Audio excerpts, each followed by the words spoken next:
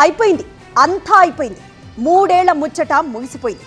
వరంగల్ జిల్లాకు చెందిన మాజీ ఎమ్మెల్యే ఆరూరి రమేష్ యూటర్న్ తీసుకున్నారు. బీజేపీకి గుడ్ బై చెప్పి బ్యాక్ టు హోమ్ అంటూ బీఆర్ఎస్ గూటికి చేరబోతున్నారు. ఇంతకీ వరంగల్ బీజేపీ రాజకీయాల్లో అసలు ఏం జరిగింది? మున్సిపల్ ఎన్నికల వేళ ఆరూరి రమేష్ సడన్ డెసిషన్ కు కారణాలేంటి? తెలంగాణలో జోష్ మీద ఉన్న బీజేపీకి మున్సిపల్ ఎన్నికల ముంగిట బిగ్ షాక్ తగిలింది. వర్ధన్నపేట మాజీ ఎమ్మెల్యే ఆరూరి రమేష్ ఆ పార్టీకి రాజీనామా చేశారు. త్వరలో బీఆర్ఎస్ లో చేరనున్నట్టుగా ప్రకటించారు ఆయన. 2024 లోక్సభ ఎన్నికల సమయంలో బీఆర్ఎస్ ను వీడి బీజేపీలో చేరిన ఆయన మళ్లీ ఇప్పుడు కారెక్కేందుకు సిద్ధమయ్యారు. రాజీనామా లేఖను బీజేపీ అధినాయకత్వానికి పంపించిన ఆరూరి రమేష్ త్వరలోనే బీఆర్ఎస్ లో చేరనున్నట్టుగా కూడా ప్రకటించారు.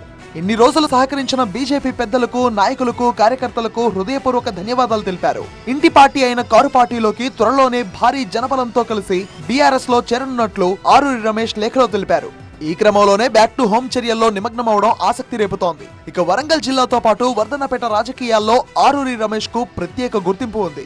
2014, 2018 ఎన్నికల్లో వర్ధన్నపేట ఎమ్మెల్యేగా వరుసగా 2 సార్లు విజయం సాధించారు. అయితే 2023 అసెంబ్లీ ఎన్నికల్లో గెలిచి హ్యాట్రిక్ కొట్టాలనుకున్న ఆరూరి రమేష్ కి అది అందని ద్రాక్షగా మిగిలింది. ఈ క్రమంలోనే బీఆర్ఎస్ కు రాజీనామా చేశారు. ఈ లోపు 2024 పార్లమెంట్ ఎన్నికలు ముందుకు రావడంతో బీజేపీ కండువా కప్పుకొని వరంగల్ ఎంపీ స్థానానికి పోటీ చేశారు. అయితే కడియం శ్రీహరి కుమార్తె చేతిలో ఆయన ఓటమి పాలయ్యారు. అయితే మొత్తం ఎపిసోడ్ కు ముందు బిగ్ హై డ్రామా చోటు చేసుకుంది. ఆరూరి రమేష్ బీజేపీలో చేరుతున్నారనే సమాచారంతో ఎర్రబల్లి దయాకర్ రావుతో పాటు పలువురు బీఆర్ఎస్ నేతలు ఆయన ఇంటికి వెళ్లారు. బుజ్జగించేందుకు ప్రయత్నించినా ఆయన మెత్తబడలేదు. దీంతో నాటకీయ పరిణామాల మధ్య ఆరూరిని హైదరాబాద్ కు తీసుకువెళ్లారు. హైదరాబాద్ లో ఆరూరిని కేసీఆర్ తో కూర్చోబెట్టగా ఆయన మాట్లాడినా కాంప్రమైజ్ కాలేదు. హైడ్రామా మధ్య ఆరూరి రమేష్ బీఆర్ఎస్ ను వీడి బీజేపీలో చేరారు. అయితే కాలం గడిచే కొద్దీ బీజేపీలో ప్రాధాన్యం తగ్గుతుండడంతో ఆయన అలర్ట్ అయ్యారు.